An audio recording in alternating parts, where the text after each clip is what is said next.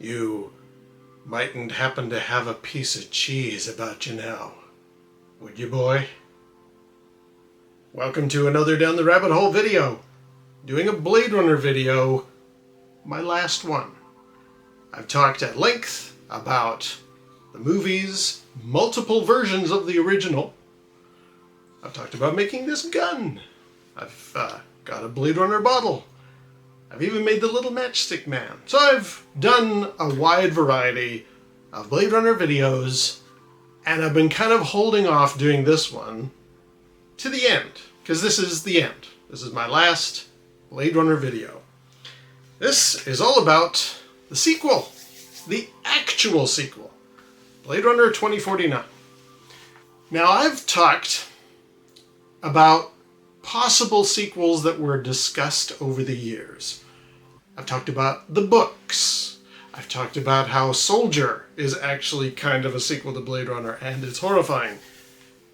And I remember thinking to myself, in the 90s, when there was a lot of sequels all happening, would they ever, what's left? What have they not done a sequel to?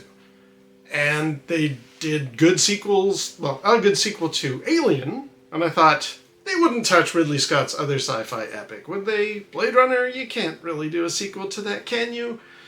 And when I saw the book, I thought, ooh, no. And then when I saw the movie, Soldier, I was like, oh dear God, no, never ever do a sequel to Blade Runner. It's not possible. I don't think it's ever going to work. There's nothing left in that story that you could do. But we're going to talk about 2049, because it did happen.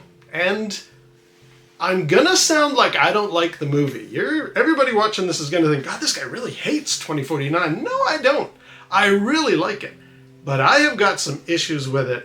So I wanted to discuss at length, but I hope this video doesn't turn into too long, why I like Blade Runner 2049, what I don't like about Blade Runner 2049, and boy, they sure made a sequel to Blade Runner, didn't they? Now, when I first heard that this was going to happen, it had been rumored for a long time, but I just thought, Harrison Ford is famous for hating working on the first film.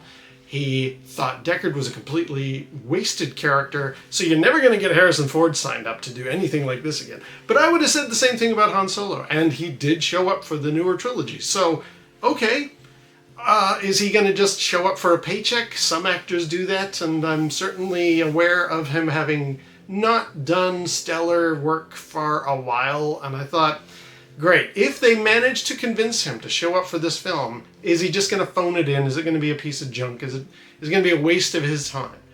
Luckily, no. He nails this performance, so I really like that about him. But let me just wind the clock back. Now, before I say anything else about Blade Runner 2049, I want to preface all of this discussion with a little side thing that I have, an issue that I have with a lot of storytelling. I hate the muse. I hate the idea of a muse. It bugs me. It's a trope I cannot stand. I find it's a way for men to boost their ego. I've always had a problem with the muse, and I pigeon it in there the same as like the manic pixie dream girl. I don't like that trope. Okay, let's just establish that right now. I can't stand the muse. Now that that's off to the side, Blade Runner 2049 goes in some interesting territory, and I'm going to do some spoilery stuff here. I hope not to detail the entire movie because it's quite long, so I don't want this to be huge, but if you haven't seen the film, I recommend you watch it before you watch this. So, what I like right off the bat is there are a lot of nods to the original that are very good. It opens literally with the eyes, just like in the first film. That was kind of cool. I like there are other little nods, like the Atari Corporation is still huge in this version of the future. There are scenes where we reference the Soviet Union. There's some ballerina holographic characters and stuff. So there are nods to the original film. And as well, the movie starts with something that I had always known about, but was I felt very pleased to see it. At the beginning of the movie, we begin with a pot on a stove, bubbling away. Anybody who's watched the making of Blade Runner knows that that was actually one of the first storyboarded ideas of like, how do we begin this tale of Deckard seeking out androids? Well, there's a pot on a stove. And with this film, Denis Villeneuve, the director, I don't know if it was his intention or if Hampton Fancher, who co-wrote this, wanted to re-echo that scene from the first film, but there it is. There's the pot on the stove. I was really, really pleased about that. That's great. Also, Dave Bautista shows up, and his performance is so understated, which is a theme you're going to see throughout this film. He had, I think, just done Guardians of the Galaxy before this. Like, he wasn't that widely established as an actor, but boy, does he knock it out of the park. And I've heard interviews where people were like, I didn't realize he was so old. No, it was all makeup and acting. He performs incredibly well. And our hero, Kay, played by Ryan Gosling, this is an amazingly subtle, underplayed, low-key character.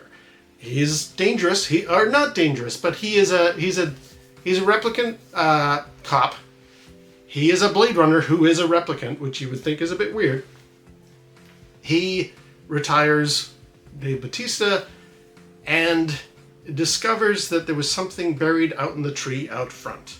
Under the tree out front. Now, what is this thing? This is what launches the whole story. And I remember before seeing the film thinking, what are you even going to do? Like, okay, you managed to get the cast back and you get to reinvestigate this world of the future, of Blade Runner.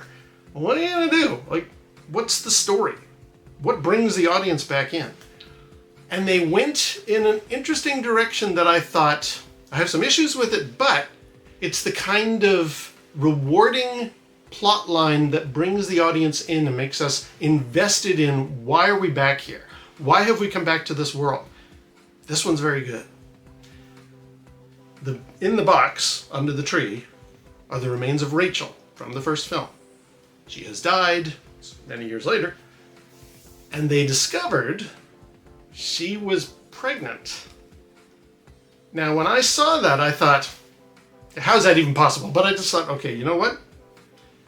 This is actually good because that's why we care. That's, as audience members, as fan members, we're coming back to this world. You're going to have to really knock it out of the park as to what the plot line is going to be. And this idea, Rachel's pregnant? She had a child? Wow, that works. That works for me. I was on board when I discovered that. So Kay goes back to Los Angeles. Okay, now I'm going to start complaining. He goes back to Los Angeles, and the city doesn't look as amazing as it does in the original 80s film. Now, there's a couple of reasons for that. One could be hardware limitations. It was practical miniatures back then. But I think there's something about miniatures. You invest and you bring life to things. This is, I believe, largely CGI. And it just doesn't feel like that Los Angeles. I kept watching it throughout the film. I kept thinking, this doesn't seem like the Los Angeles of the Ridley Scott original. This almost feels like there have been a lot of sci-fi movies set in futuristic city worlds, and I thought, this is cosplaying as the Blade Runner city. Like, this is the sort of thing I would see in a fan film or like at a commercial for like Apple or something like that. I just thought, no, this doesn't work for me. I don't like this version of Blade Runner or of this Los Angeles. I was not thrilled about that. And the other biggie, and this is all in like the first 10 minutes of the movie, the other biggie was the soundtrack. What the actual hell? Hans Zimmer has done he's done some good soundtracks, but this was awful. Whereas, and I've done a video about the Vangelis original soundtrack for the original film, incredible, sweeping, great stuff. There is material here that is just chef's kiss. Fantastic. One of the best science fiction soundtracks, I think anyone would agree. And then this one comes along, and I used to joke with people, it's like somebody took the microphone and threw it into a lawnmower. Like, this is grindy and schlocky and doesn't have any elegance to it. Now, okay, maybe we're painting a picture for, it's been many years. It's 30 years later in the story of this of Blade Runner. So let's change the tone of the music. But the original just had such a, I don't know, such nuance and beauty. I still to this day listen to the original Blade Runner soundtrack. I wouldn't take the gift of the Blade Runner 2049 soundtrack. It's terrible. So we're already into complaint territory. And here's probably my biggest complaint of the entire film. I don't know. Kay gets home. He's done his reporting back and he's back in his apartment, and we are introduced to the holographic girl that he has in his apartment as like his companion, Siri version sort of person. We meet Joy. And I sat there in the audience going, oh great, a muse. She comes across as a bit of a muse. Just the way it was presented. I was immediately checked out. I thought, no. I'm already at, oh, and she's French. Great. She's got the wonderful little outfit of like a waitress and stuff. I was just like, I got this allergic reaction. Joke's on me. Ana de Armas is actually from Cuba, or Colombia. She is not French by any stretch at all. Shows how much I know about accents. But I immediately had a negative reaction to Joy.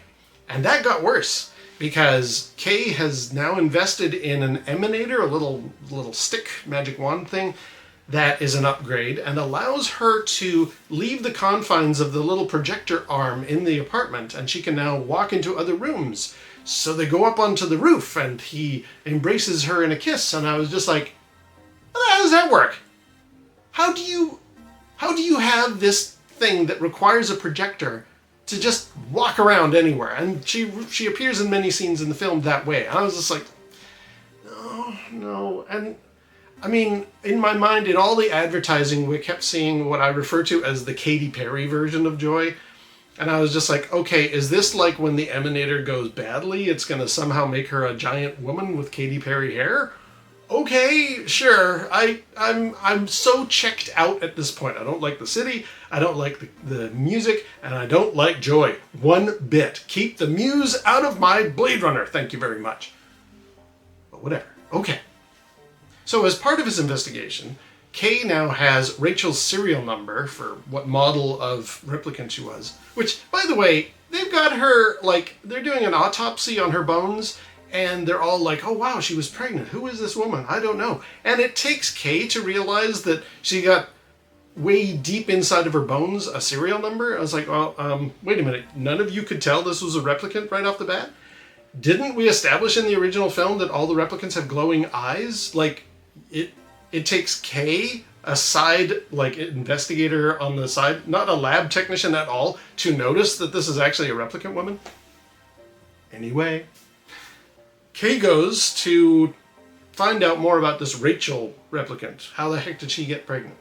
And we meet the villain of the piece, Wallace, played by Jared Leto. Again, we're piling on top of things how much I hate this movie by now. I was just like, I can't stand Jared Leto as an actor. I can't stand what he's doing in this particular performance. I mean, he's being, slimy and all-powerful and whatever, but I just did not like Jared Leto being in this film. Never liked any part of him in this movie. However, we also meet Love, his second-hand executive assistant person, who is stellar. Love is played really well, and I love, no pun intended, she is our new baddie. I mean, kind of off the bat, she's already asking Kay, so why do you want to find out about the serial number for this for this no longer around replicant, this old model? What's that all about? Like, she's already in and persistent, and she steals Rachel's bones in another scene and is vicious to the technician who discovers her. Like, we have our new baddie. This is a very fear-inspiring villain, and I was so happy to see more of her and less of Jared Leto. Thank you very much. Oh, side note about how could Joy walk around up on the roof, the scene where she's now in the Emanator and she can just be... I didn't notice it on my first viewing. It wasn't until the second time I saw the film. Early when Kay first arrives in his apartment, he has a cigarette in his mouth and she puts out her finger and lights the cigarette. That would indicate there is a substantial physicality to her as a hologram. So I was able to forgive that, like the makers of the film are very concerned if I forgive it. But in my mind, I was like, what the, how can she walk around? But I thought, no, you know what? There is obviously something, there is a tangible element to her as a hologram. She was able to light his cigarette with her finger. Okay. Therefore, her walking around, we'll let it go. And the other important thing about Joy's character is that this is the modern version of, like Deckard falling in love with Rachel, a person, I'm not getting into the discussion of his background, a person falling in love with a replicant was, back in that time, very unusual, and I was like, this is kind of unique. Okay, Deckard's in love with Rachel. We have a modern, evolved version of that. Kay loves Joy, or at least he's got her as a companion. She is just overwhelmed with love for him. So I was like, you know what? This is the modern twist on that Deckard and Rachel relationship, and I'm enjoying it. There are many scenes where she shows up and helps him in his investigation. I thought, I'm kind of on board now. She won me over. It took a while. Don't like muses, but she was quite enjoyable in the scenes that she was in. Also quite enjoyable, Denis Villeneuve's directing style. This has now been more established, like with the Dune movie that's been out and the new one that's coming. He's brave. He's an auteur. He will take a slow, quiet, even sometimes long sections where there's no dialogue at all, directing style. And I really like that. So many science fiction movies will just throw lots and lots of information at you, but he was brave enough to go with, like, Ryan Gosling and just like, no, just be still, just be quiet, just ponder for a while. And I really like that. I felt when I was watching the movie, you know what? This movie is in good hands. Denis Villeneuve is doing a good job of directing and telling this story in the pace that is slow like the original. I've talked about this before, how Leonard Maltin said that even the main character in Blade Runner, Deckard, falls asleep in the middle of this movie. Yeah, that's sort of true with this one too. This has got a very slow, methodical way of telling its tale. I like that. Also, side note, Denis Villeneuve was very brave, because I'm sure so many directors would have gone the other direction. He decided, or at least in the film it comes out, he never establishes, is Deckard a replicant or not a replicant. He hints in both directions and he just leaves it be, which is, I'm sure all of the fan base are very glad that that was not a line drawn in the sand. Definitely one, definitely not the other. I'm glad that there is still the nuance of the original film in this sequel. Deckard may or may not be, and I'm not here to say one way or the other. I was so relieved and so thankful. Anyway, on to the investigation. So, Kay is now believing, due to a variety of details that he's discovered, that he might be the child that Deckard and Rachel had. Joy is very much in agreement. She's like, look, you've got all this evidence from that little carved horse you used to have. So Kay decides to go to find out. He brings up how it's all it's in print. These are inserted memories. These are put into me. These are not my memories, which is established in the original film. We give them a gift of the past. We give them emotions, memories. So Kay himself goes and talks to Anna Stellini, who was one of the people who makes memories, which was kind of neat to see. I was like, wow, we're going to see that side of the story. This idea that people make memories exists in this world, and we actually get to see her crafting it. But as part of his question, he tells her she scans his head somehow, and he asks her, was this inserted into me, or is this a real memory? And she looks at it. It's him hiding the little wooden horse. And she's like, this is a real memory. And we've suddenly got a lot more indication. Kay is the son of Deckard and Rachel. This is really, really cool. And to cut a long story short, Kay actually goes back to where he hid that horse, and it's still there. It's slightly radioactive. It gets a guy to scan it, and we think to ourselves, okay, how did it get radioactive?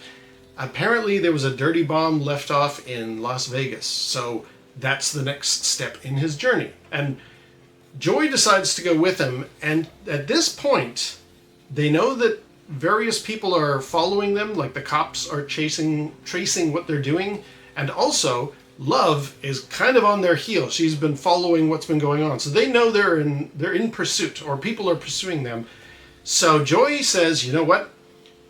We have to make sure there's no way to track me back, or use me as like a way to track you. So download all of me into the little wand, the little emanator. And Kay is like, but if anything happens, you'll be gone. And she said, that's right, just like a real girl. Okay, now I saw that scene and I'm like, well, yeah, sure, but we know she turns into Katy Perry later. Like, this is not exactly a threat to the plot. Okay, fine. Yeah, oh dear, she might get erased, or if something happens to the emanator, that's it for her. No, she's going to turn into giant Katy Perry. There's no big concern here. I've seen the commercials. I know what's going to happen. Anyway, so they travel out to Vegas, and that is where they encounter Rick Deckard. There he is, in all of his glory. And at first, what I found really refreshing and happy to see is he doesn't want Kay to be there. Like, he has been hiding in this nuclear radioactive Vegas for a long time, and now he's got an intruder in it. So he fights Kay, and in proper Deckard style, he gets his butt kicked. He's older, and Kay is a young, combat trained, I'm sure, investigative. We've seen Kay doing a bit of combat and stuff. So Kay's young and tough. Of course he's going to beat the crap out of Deckard, but it's also worth noting Deckard gets the crap kicked out of him in the first film as well. So I was sort of happy that, like, although, he's thrown his punches and stuff, he still gets defeated. And eventually says, you know what, let's just have a drink. And in fact, why don't I share one right now, shall I? Now in the discussion, Deckard reveals that he's been on the run. He was in hiding. They had different people chasing after them, and he left Rachel and the child. He was like, I'm gone. I found a way to mess with the records so that nobody could find them. Is that going to be? No, you're not. I got a little bit of glare on the camera there. He wanted to make sure that they couldn't be found, so he left. And he even says, in order to really show someone how you love them, sometimes you have to leave. That was an interesting philosophy that seemed to really echo Deckard's character. And I was starting to get on board. It's like, man, they've nailed the personality. They've nailed the character quite well. Cheers to that. And I will completely tip my hat to Harrison Ford for an amazing performance. Again, I was worried. This is a sequel to Blade Runner that you didn't even like doing. You're not going to want to do this, and you're just going to phone it in. No, he has his A game. He is really performing his part. It's an amazing thing that he did, an amazing job, and I'm so glad. So here he is. No, where is he? He's on here somewhere. I'm very, very glad that Harrison Ford actually brought forward a really good performance, because it could have been so easy to just like not even bother, but he is so subtle. Like Ryan Gosling in this. It's very downplayed, very echoing how in the first film Deckard was kind of this not very heroic main character, a broken man. I've referred to him before. And this continues. You're kind of like, okay, it's been 30 years. How has his life been? It's been pretty bad. So, cheers to Deckard. But we don't get to spend much time with him in Vegas because The bad guys are on pursuit. Here they come. They've tracked them down, and here comes Love with her cronies, and they grab Deckard, they throw him into a car. Kay is, being attacked and stuff like that, and he gets kicked back, and the little emanator falls out of his pocket. Love sees it, walks up, and stamps it, and destroys Joy. To which, again, I was like, yeah, but we know she turns into Katy Perry later, so that's not really that much of a threat. It was in later viewings I discovered that was actually quite a powerful scene, so my hat is off to the writers of that. However, then we get some more Wallace garbage, Jared Leto stuff. An interesting sequence where, it's like, okay, I'm going to punish you. I want to find out about this child. Tell me more. And I'm going to gloss over some of the end of the movie because, you see it for yourself. Discover for yourself. But I was, again, during the final viewing, the final scenes, there's a very interesting final fight sequence between Joy, Love, and Kay. They are being they're washed into the ocean. It's the middle of the night.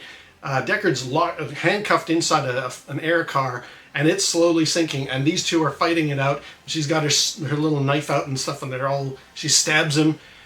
There is a resolution to that conflict, and then Kay manages to whisk Deckard out of the moment. Deckard says, "You should have left me there to die." And Kay says, "You did. You drowned. That's it." So clearly, this is going to be wrapping things up. Deckard doesn't exist anymore. He drowned in this scene. Now let's go actually see the end of the film. Now, again, I'm not going to spoil the end of the film. What I will say, though, is, minorly so, I was confused watching the film because next thing it's daylight and they're at a location and Deckard walks up into a building, and this is the just before the credits roll. Kay kind of lies down. He does look under his shirt and he's bleeding, and he kind of lies back and the music swells, and it's the music that was playing when Roy Batty died. And then the credits rolled, and I'm like, oh wait, did he die? What? I didn't get that from the way that was filmed. It was the middle of the night when he got stabbed. It's now daytime, so hours have gone by. Has he been bleeding out this whole time? I guess. And that's the film. Now, I'm going to just give an overall impression, an overall discussion of what I thought of it. Later on, people did say, yes, no, he bled out, and that's the end of it, that he died in that scene. Okay. I'm glad, because it means we're not going to get Blade Runner 4, Blade Runner 5. There's not going to be an ongoing series. It would be so easy to turn this into a new franchise. Let's do to this what we did to the Alien films. Please, no. Don't do that to Blade Runner. This is a one-off. And just like the original film, it died in the box office. So you really did do a sequel to Blade Runner in every way. Well done. But as a fan of the original, I'm kind of glad that that's what we ended up with. We ended up with a crafted, artistic work, a genuine sequel for the sake of being a genuine sequel, not launching a new bunch of adventures with Kay now as our main character. No, he died, according to various people. I'm pleased about that. I'm kind of glad about that. So it eventually won me over. It took me a while to get to like Blade Runner 2049.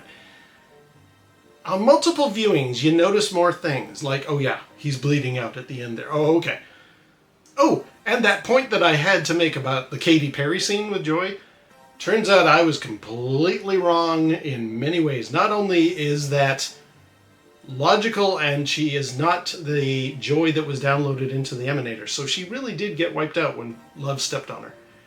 But also, what we thought was a special relationship that Kay had developed with Joy, not really. And I love the poetry of that, the tragedy. It works like so many things in Blade Runner. It works really, really well. It sort of grounded me of like, oh, I thought she would come back as this giant pink woman. No, that's not the case. And in fact, here's a little extra salt in the wound. She was designed in a way that, watch the movie, I won't spoil it, but it really made me think, there's a level of depth to this sequel that I was not anticipating, I did not expect. Turns out I'm wrong on multiple fronts. So overall, what did I think of Blade Runner 2049? I liked it, but I have many, many issues with it. I didn't like some of the characters. God knows I didn't like Jared Leto. I was not a fan of Joy for a while. It took me all around the bases to finally get to like her character. But I loved Ryan Gosling. I love what Harrison Ford was doing. I loved Love, the character. Fantastic villain. Really well done. Smart storyline. Not played for, we're tipping our hat. We're not doing fan service to anybody who liked the original. We're going in a new direction.